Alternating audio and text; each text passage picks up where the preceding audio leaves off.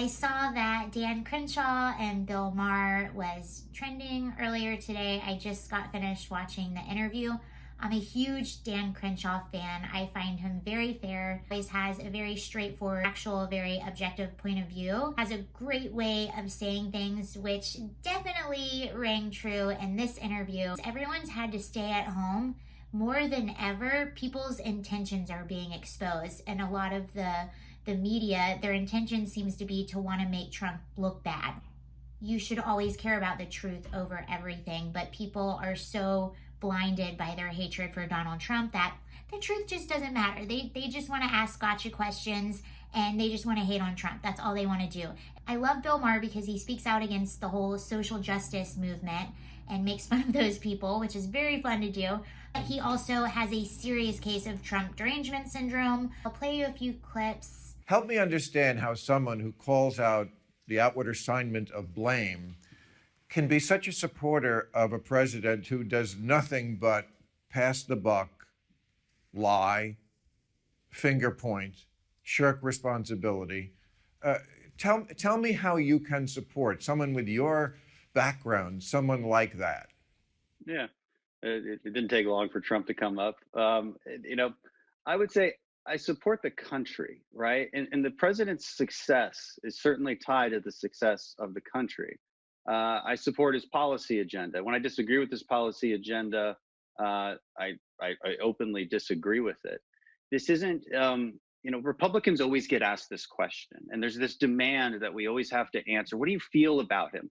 Well, don't you want to comment on his latest tweet and his latest out and the way he lashed out? And no, I don't. I can't defend everything.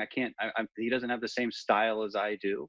I don't consider him my spiritual guide by any means. But let me tell you a quick story. When I was blown up, sitting in my hospital bed, President Obama was doing the rounds at Walter Reed, just like President Trump does now, and just like President Bush did before him. It's a really neat thing. It's a really interesting connection that the president gets with these wounded active duty soldiers that is never publicized.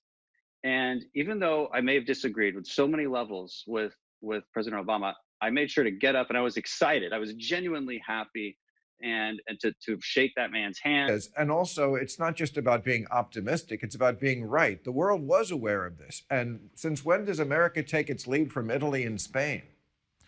Well, because those were where the outbreaks were happening. I understand. Right? I'm pointing it out again for context. But if we're going to criticize somebody's actions, we have to do it in the context of the facts they knew at the time. And so I'm just trying to be fair here. That I don't really care about defending him or his actions. I just care about letting people know the truth. And when people make these accusations, I have to ask them a question: is the goal to make Trump look bad, or is the goal to get to the truth? Because there's two different sets of answers for that. Okay, but sometimes they converge. Sometimes the truth is that somebody who says, I have a hunch this is going to go away. Is that someone you would want to have served with? I mean, my God, I don't understand, why someone with your resume, you were in Fallujah, for God's sakes. Would you want someone, a commander, to say that to you, to blame everybody else if something goes wrong, and then to say, I have a hunch the enemy's not going to be in there. Let's attack. Sure, no, I understand that. So here's how I would describe my answer to that. When bullets are flying past my head, I don't need to raise my voice. And I write about this in my book too. Calm breeds calm, panic breeds panic. Being an optimistic, positive, and exuding positivity and calmness in crisis is exactly how we ask our SEALs to lead. Now I'm not sure I see a lot of evidence for blaming others, maybe blaming China, although there's a lot of evidence for that. So maybe that's a good place to lay blame. But I did it last Trump week. Blaming, Democrats here, or he's exposing hypocrisy, and maybe we're confusing that with blame. But no, again, calm breeds calm, and that's how we would lead in the SEAL teams. Okay. It just bothers me. Like, people are so focused on the things that President Trump said, and in my opinion, I completely agree with Dan. His reaction was a style choice, and him trying not to create panic, like the media, who is creating mass panic. Also, Donald Trump took very early action, which was criticized among Democrats. He put the travel ban on China, and they were telling him he was racist for doing that. And now all of a sudden, he wasn't acting fast enough.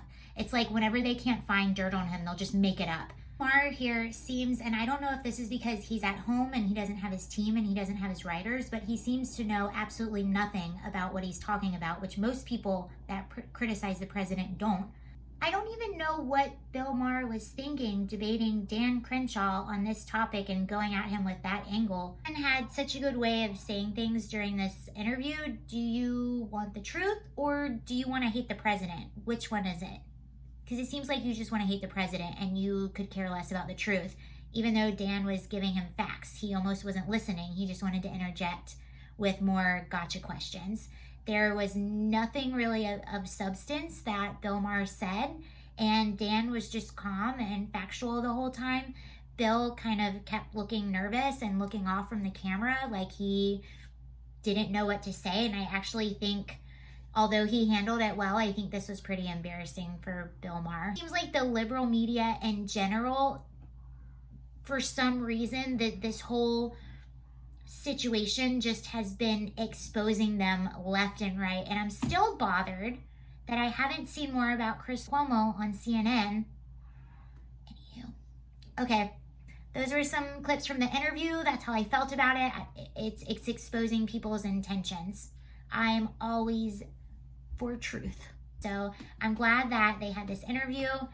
I'll be curious to see if they ever meet up and interview again. All right, thank you. Bye.